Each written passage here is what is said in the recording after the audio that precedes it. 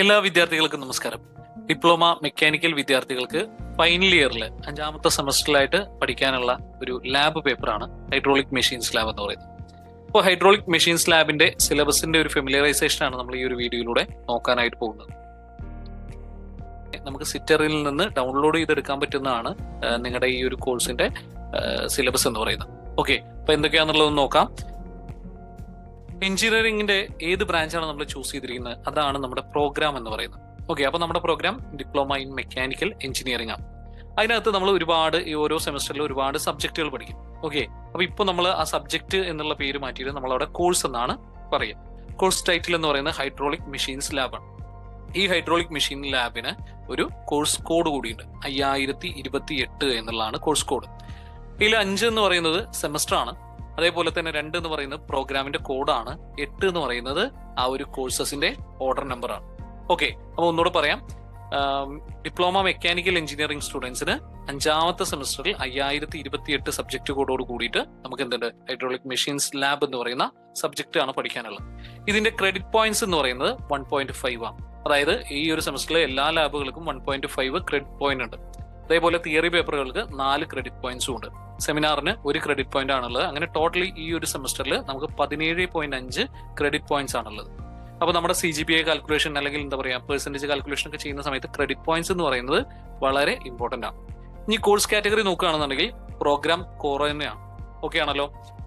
ഈ ഒരു സെമസ്റ്ററിൽ നമുക്ക് ഈ ഒരു ലാബ് തീർക്കാൻ വേണ്ടിയിട്ട് നമുക്ക് കംപ്ലീറ്റ് ആയിട്ട് പഠിക്കാൻ വേണ്ടിയിട്ട് അനുവദിച്ചിട്ടുള്ള ഒരു അവർ എന്ന് പറയുന്നത് 45 അവേഴ്സ് ആണ്.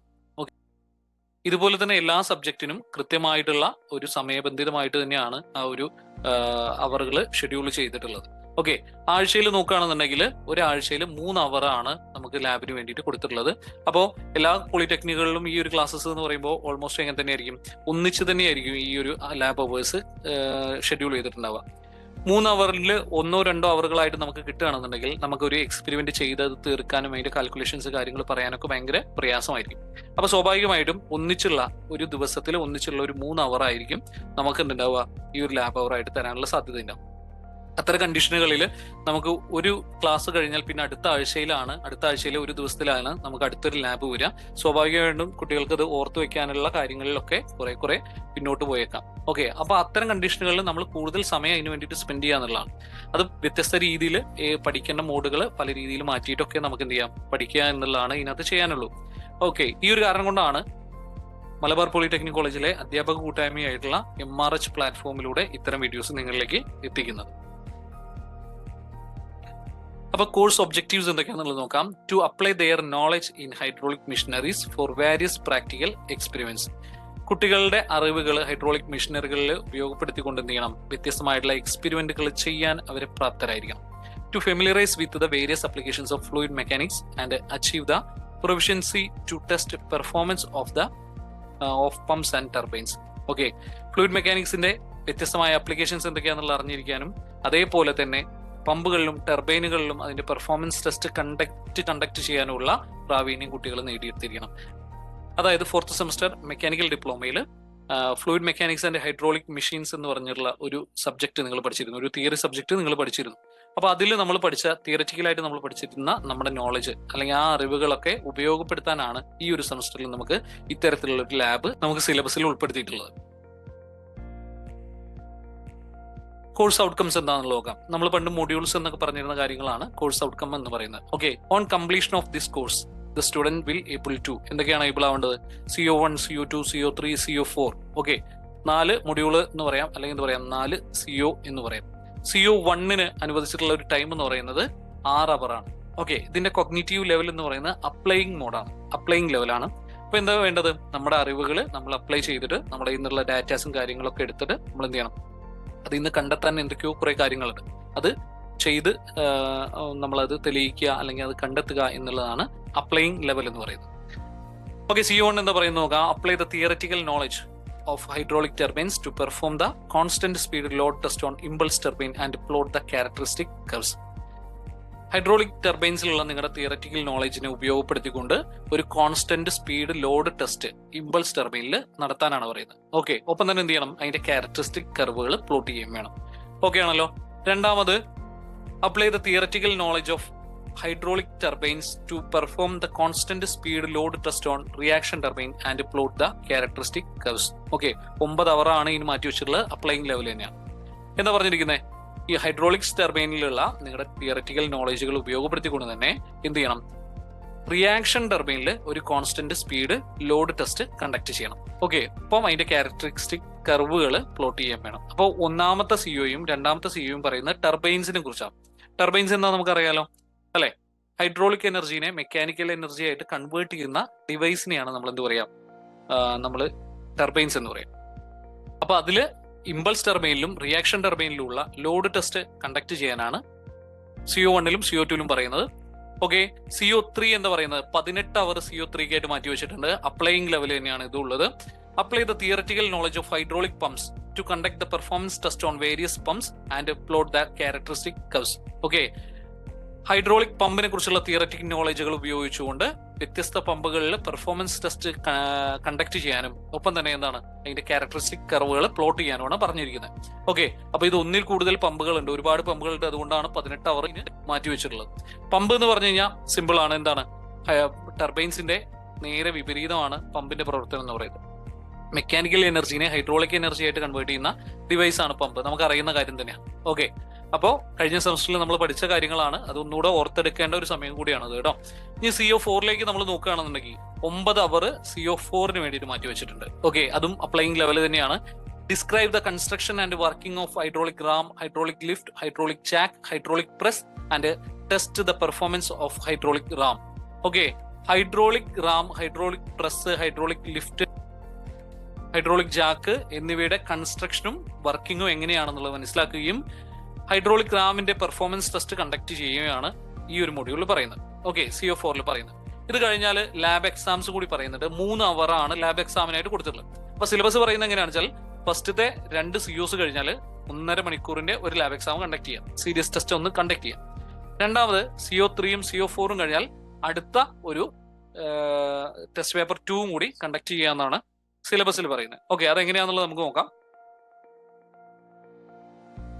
ഈ കോഴ്സ് ഔട്ട്ലൈൻ നോക്കുക, മൊഡ്യൂൾ ഔട്ട്കംസ് എന്തൊക്കെയാണെന്നുള്ളത് നോക്കുക. CO1 എന്താണെന്നുള്ളത് നമ്മൾ ബ്രീഫായിട്ട് അവിടെ പറഞ്ഞു, ഇതിന്റെ ഡിസ്ക്രിപ്ഷൻ പറഞ്ഞിരുന്നു. അതിനെ M1 M2 എന്ന് പറഞ്ഞിട്ട് M101 M102 എന്ന് പറഞ്ഞിട്ട് 2 ഭാഗങ്ങളായിട്ട് സ്പ്ലിറ്റ് ചെയ്തിട്ടുണ്ട്. അതിൽ ഒന്നാമത്തെ ഭാഗത്തിൽ പറയുന്നത് identify the Pelton turbine and its component parts. Okay, identify the Pelton turbine and its component part. Pelton turbine എന്താണെന്നുള്ളത് നമ്മൾ അറിഞ്ഞിരിക്കണം, അതിന്റെ ഭാഗങ്ങൾ എന്തൊക്കെയാണെന്നുള്ളതും മനസ്സിലാക്കണം. ഇത് അണ്ടർസ്റ്റാൻഡിംഗ് ലെവലാണ്. ഓക്കെ, കൊഗ്നിറ്റീവ് ലെവൽ എന്ന് പറയുന്നത് അണ്ടർസ്റ്റാൻഡിംഗ് ലെവലാണ്. നമ്മൾ മനസ്സിലാക്കിയാൽ മതി. അതിന് വേണ്ടിയിട്ട് 2 മണിക്കൂറാണ് നമുക്ക് തന്നിട്ടുള്ളത്. പെൽറ്റൺ ടർബൈൻ എന്ന് പറയുമ്പോൾ അത് ഇമ്പൾസ് ടർബൈൻ തന്നെയാണ്. അപ്പൊ പെൽറ്റൺ ടർബൈൻ എന്താ പറയുന്നത്? അതിന്റെ ഒരു ഉപയോഗം എന്ന് പറയുന്നത് ഹൈ ഹെഡ് ലോ ഫ്ലോ അപ്ലിക്കേഷൻസിൽ ഉപയോഗിക്കുന്ന ഒരു ടർബൈൻ ആണ് ഇമ്പൾസ് ടർബൈൻ എന്ന് പറയുന്നത്. ഓക്കെ, അതേപോലെ M102 നോക്കുക, carry out the experiment on Pelton turbine. Pelton ടർബൈനിലെ എക്സ്പെരിമെന്റ് കണ്ടക്ട് ചെയ്യണം. Find the efficiency at constant speed, plot the characteristic curves, interpret the curves. 4 അവർ അതിന് വേണ്ടിയിട്ട് അനുവദിച്ചിട്ടുണ്ട്. അപ്ലൈയിങ് മോഡാണ്, അതായത് നമ്മൾ ചെയ്ത് ഡാറ്റാസ് എടുത്തിട്ട് നമ്മളോട് എന്താ കണ്ടുപിടിക്കാൻ പറഞ്ഞിട്ടുള്ളത്? Find the efficiency at constant speed. Constant സ്പീഡിൽ ഈ ഒരു ടർബൈന്റെ എഫിഷ്യൻസി എത്രയാണെന്നുള്ളത് കണ്ടെത്തുകയും അതിന്റെ ക്യാരക്ടറിസ്റ്റിക് കർവുകൾ പ്ലോട്ട് ചെയ്യുകയും വേണം. ഓക്കെ, അപ്പൊ ടർബൈനെ കുറിച്ചാണ്. ഓക്കെ, രണ്ടാമത്തെ CO പോവുകയാണെന്നുണ്ടെങ്കിൽ CO2 നോക്കുകയാണെന്നുണ്ടെങ്കിൽ അതിനെ 3 ഭാഗങ്ങളായിട്ട് പറഞ്ഞിട്ടുണ്ട്. ഒന്നാമത്തെ എന്ന് പറഞ്ഞാൽ identify the Francis and Kaplan turbines and their component parts. Okay, understanding level തന്നെയാണ്. അപ്പൊ ഇവിടെ എത്രയാണ് ടൈം എന്നുള്ളത് നമുക്ക് കാണിച്ചിട്ടില്ല, സിലബസിൽ ഇവിടെ കാണിച്ചില്ല എന്നുള്ളൂ. പക്ഷെ ഓവറോൾ COs നമ്മൾക്ക് തന്ന സമയത്ത് ഇവിടെ 9 അവർ, ഓക്കെ, CO2 9 അവർ ആണെന്നുള്ള അവിടെ കാണിച്ചിട്ടുണ്ടായിരുന്നു. ഓക്കെ ആണല്ലോ. അപ്പോ ഫ്രാൻസിസ് ടർബൈനും കപ്ലാൻ ടർബൈനും ഒക്കെ എന്താണെന്നുള്ളതും അതിന്റെ ഭാഗങ്ങൾ എന്തൊക്കെയാണെന്നുള്ളതും നമുക്ക് മനസ്സിലാക്കിയിരിക്കണം. അപ്പൊ ഈ ഫ്രാൻസിസ് ടർബൈനും കപ്ലാൻ ടർബൈനും ഒക്കെ എന്താണ്? റിയാക്ഷൻ ടർബൈനുകളാണ്. ഓക്കെ, റിയാക്ഷൻ ടർബൈനിന്റെ എക്സ്പെരിമെന്റ് കണ്ടക്ട് ചെയ്തിട്ട് കോൺസ്റ്റന്റ് സ്പീഡിൽ എക്സ്പെരിമെന്റ് കണ്ടക്ട് ചെയ്ത് അതിന്റെ എഫിഷ്യൻസി എത്രയാണെന്നുള്ളത് കണ്ടെത്തുകയും അതിന്റെ ഗ്രാഫ് പ്ലോട്ട് ചെയ്യുകയും ആണ് ഇതിന്റെ ഒരു എക്സ്പെരിമെന്റ് എന്ന് പറയുന്നത്.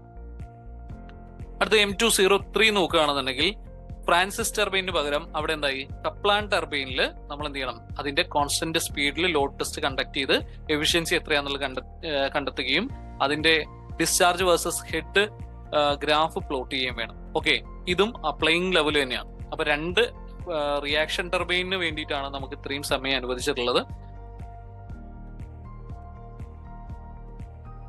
പറഞ്ഞിട്ടുള്ളത്, അല്ലെങ്കിൽ എന്താ പറയാം CO2 പറഞ്ഞിട്ടുള്ളത്.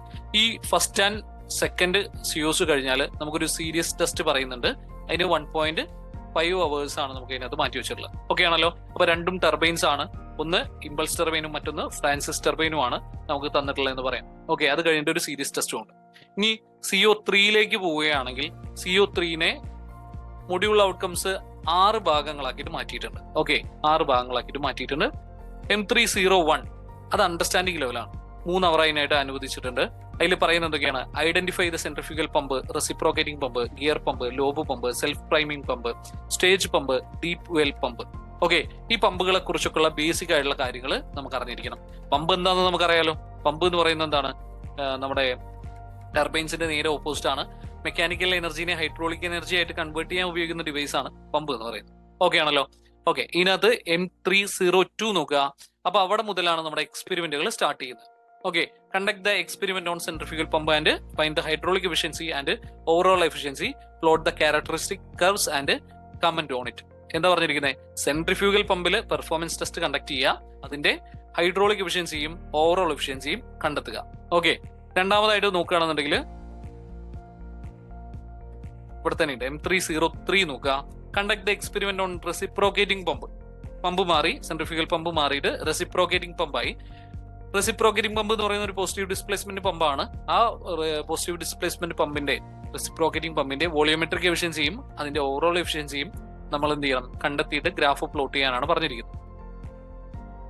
നോക്കുക, M304 നോക്കുക. Conduct the experiment on gear pump. Pump gear പമ്പാണ് ഇവിടെ പറഞ്ഞിരിക്കുന്നത്. അതിൽ വോളിയോമെട്രിക് എഫിഷ്യൻസിയും ഓവറോൾ എഫിഷ്യൻസിയും കണ്ടെത്താനാണ് പറഞ്ഞിട്ടുള്ളത്. ഓക്കെ ആണല്ലോ. M305 നോക്കുക. Experiment on lobe pump. Performance test on lobe pump and find out the volumetric efficiency and overall efficiency. Okay, എല്ലാം ഒരേ കാര്യങ്ങളാണ് പറഞ്ഞിരിക്കുന്നത് കേട്ടോ. പമ്പുകളിലാണ് വ്യത്യാസം വരുന്നത്. M306 പറയുകയാണെന്നുണ്ടെങ്കിൽ സ്റ്റേജ് പമ്പിന്റെ പെർഫോമൻസ് ടെസ്റ്റ് കണ്ടക്ട് ചെയ്ത്, സ്റ്റേജ് പമ്പിന്റെ പെർഫോമൻസ് ടെസ്റ്റ് കണ്ടക്ട് ചെയ്തിട്ട് എന്ത് ചെയ്യണം? വോളിയോമെട്രിക് എഫിഷ്യൻസിയും ഓവറോൾ എഫിഷ്യൻസിയും കണ്ടക്ട് ചെയ്യുക. ഓക്കെ, എന്നിട്ട് അതിന്റെ ഗ്രാഫുകൾ പ്ലോട്ട് ചെയ്യുക എന്നുള്ള കാര്യങ്ങളാണ് പറഞ്ഞിട്ടുള്ളത്. ഓക്കെ ആണല്ലോ. ഇത്രയാണ് മൂന്നാമത്തെ CO-ലായിട്ട് പറയുന്നത്. നാലാമത്തെ CO നോക്കുകയാണെന്നുണ്ടെങ്കിൽ അവിടെ ഹൈഡ്രോളിക് റാമിനെ കുറിച്ചും ഹൈഡ്രോളിക് ലിഫ്റ്റിനെ കുറിച്ചും ഹൈഡ്രോളിക് പ്രസ്സിനെ കുറിച്ചൊക്കെയാണ് പറയുന്നത്. ഓക്കെ, അതിന് 3 ഭാഗങ്ങളാക്കിയിട്ടുണ്ട്. M401, M402, M403. ഓക്കെ ആണല്ലോ. ഇതിനകത്ത് നോക്കുകയാണെന്നുണ്ടെങ്കിൽ M401 അണ്ടർസ്റ്റാൻഡിംഗ് ലെവലാണ്. 3 അവറാണ് അതിന് വേണ്ടിയിട്ട് മാറ്റി വെച്ചിട്ടുള്ളത്. Identify the hydraulic Ram and hydraulic lift, state the functions of hydraulic Ram, explain the working of hydraulic ram. Hydraulic Ram എന്താണ്? ഹൈഡ്രോളിക് ലിഫ്റ്റ് എന്താണ്? ഹൈഡ്രോളിക് റാമിന്റെ ഫങ്ഷൻസ് എന്തൊക്കെയാണെന്നുള്ളതൊക്കെ നമ്മൾ മനസ്സിലാക്കണം. അതേപോലെ തന്നെ ഹൈഡ്രോളിക് റാമിന്റെ വർക്കിംഗ് എങ്ങനെയാണെന്നുള്ളത് നമ്മൾ മനസ്സിലാക്കണം. അപ്പൊ ഇതിൽ പ്രയോറിറ്റി കൊടുത്തിരിക്കുന്നത് ഹൈഡ്രോളിക് റാമിന് തന്നെയാണ്. ഇനി M402 നോക്കുകയാണെന്നുണ്ടെങ്കിൽ conduct the experiment on hydraulic Ram, construct the graph, discharge versus efficiency of hydraulic Ram, interpret the curves.